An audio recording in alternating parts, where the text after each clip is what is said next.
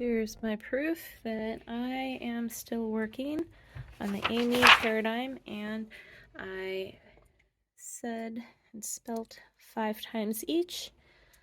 One thing that I think might be helpful is gnosko. Gno has the accent on the no, so you gotta know because you know. I know, gnosko. Whereas ginomai, the accent's on the gin. You become, I become, not you, I. So I know, ginosko, ginomai. So pronouncing them with the accent on the right syllable, I think really helped me do this. And then for the Amy A-S-tin, here, this doesn't make any sense, but S-men reminds me of X-Men. And maybe something about ST, the tea they drank, made them a sin. Is that silly? So it's just a way to memorize it. It doesn't make Chapter 4. So we got Chapter 4 here. We got the active indicative paradigm for a me, which I just showed I did 10 times to impress all of us, including myself. We'll see if I can regurgitate that here. We got some Estin. And our S-men are superheroes. There's something about their ST. Kind of reminds me of Estee Lauder. I don't know why, but somehow that is a... Oh, that's not the right accent mark. It's a sin. So that's the paradigm. It's not going to help us with this, which is person and number. So we're just doing English. Do we know second person English is you for both singular and plural? And then first person singular, that's me, that's I. Third person plural, that's them or they. First person plural, that's us, it's we. Third person plural, or third person singular, that's he, she, it. He, she, it. So you can connect these however you prefer. Moving on. Identify the highlighted, obviously not highlighted, they're bolded. Identify the bolded verbs in the following sentences as active, middle, or passive. If you watched the previous video, you know, middle is really tricky, at least for me. Like, it's easy to pick up on in Greek, but in English, it's really difficult. So he chose for himself. That's why they put that there, so that we would know that this is middle. I wonder if they did that for any of the others. They don't wash their hands, so they are doing the washing on themselves. So that's middle.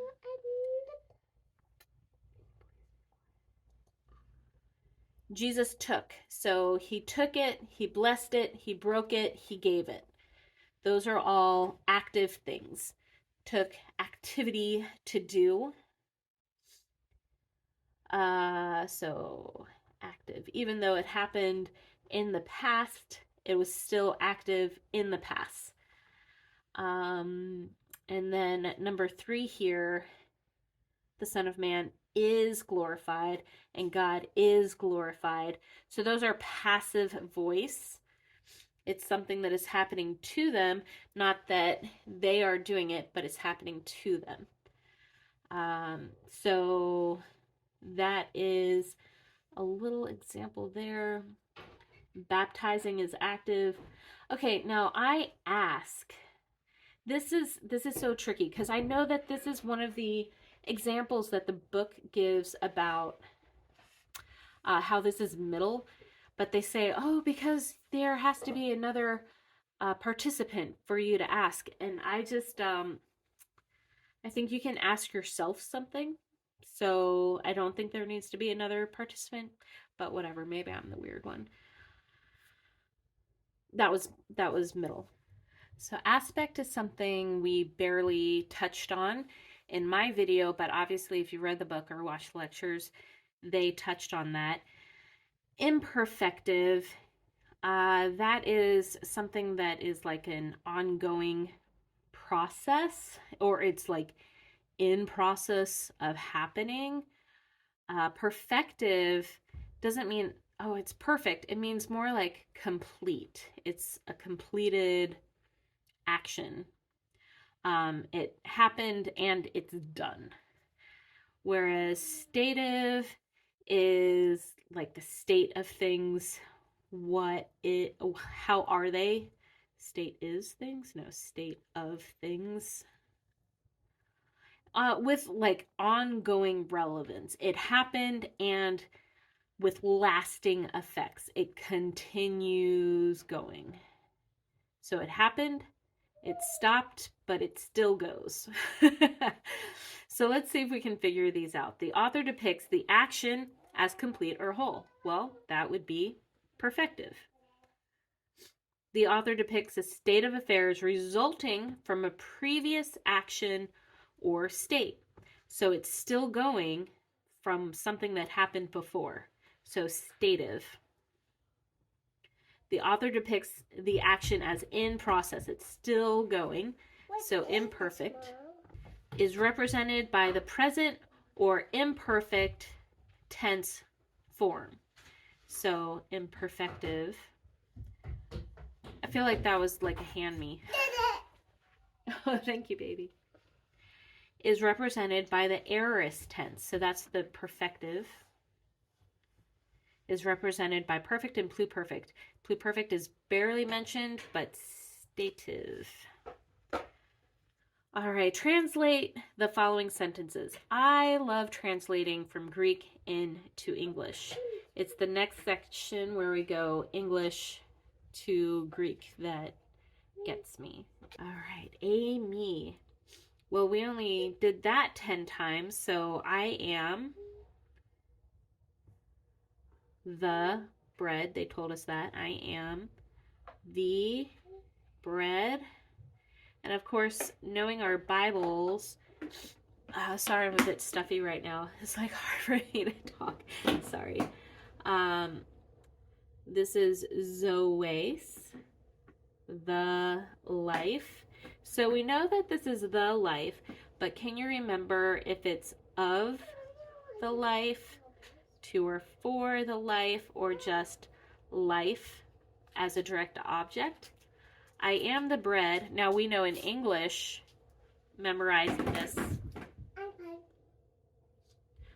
we know in English from memorizing this that it is I am the bread of life. So let's see if that really is how this translates. We have A, A-S, A-N. Here is our ending. We see it there. This is nominative, genitive, dative, Mom, accusative. And so here we have it. Yes, it's I am the bread of life.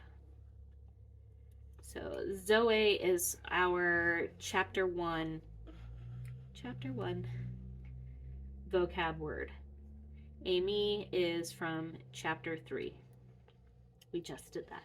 All right, we have basileus, like kingdom. So we can see how king is very similar. Basileus, the king. So king. Israel. Israel. Estin. All right, so this is genitive of, now just sound this out. Israel. Israel. So the king of Israel. Genitive is of. So King of Israel, Estin. Remember, Estin is King of Israel.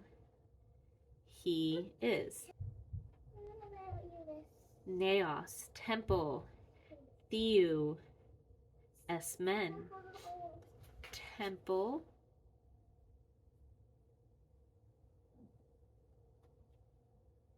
So Theou comes from our theos spelling word.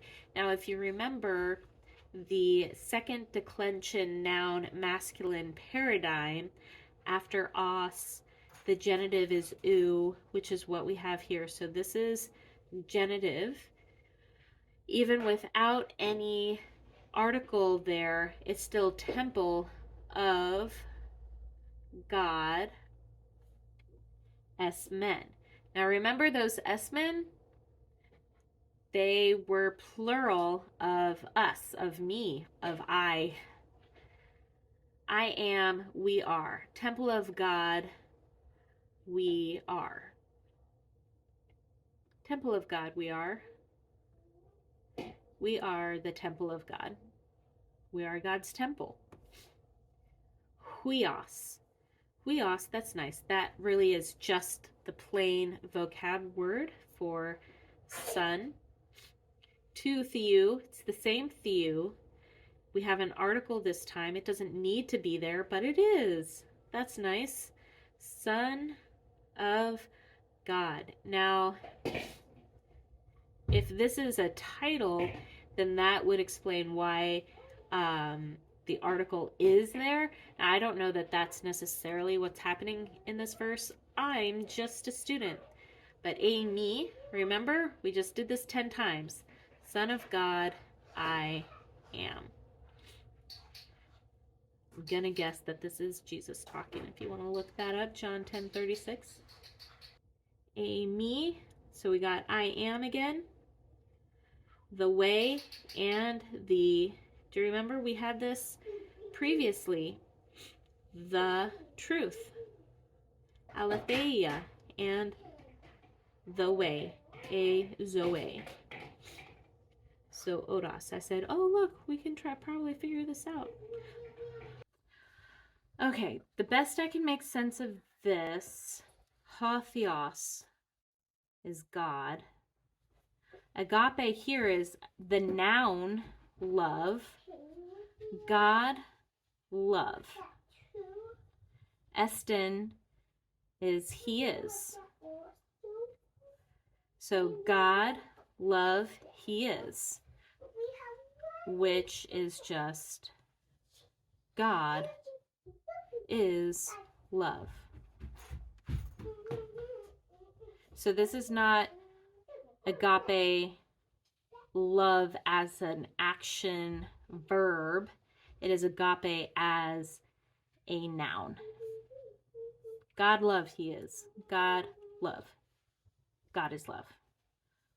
Maybe have a better explanation for that. Okay, let's jump down to translating into Greek the church. So the church is ecclesia. She, the ecclesia.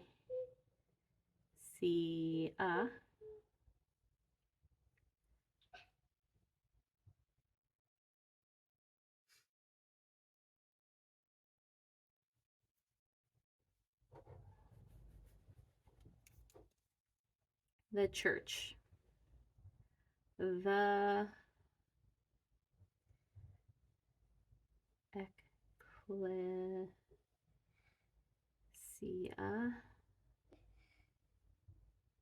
Is there an accent mark? Is the temple of God. So she, then that is going to be singular form of a Amy. Amy A. Eston. So here we have singular, third person.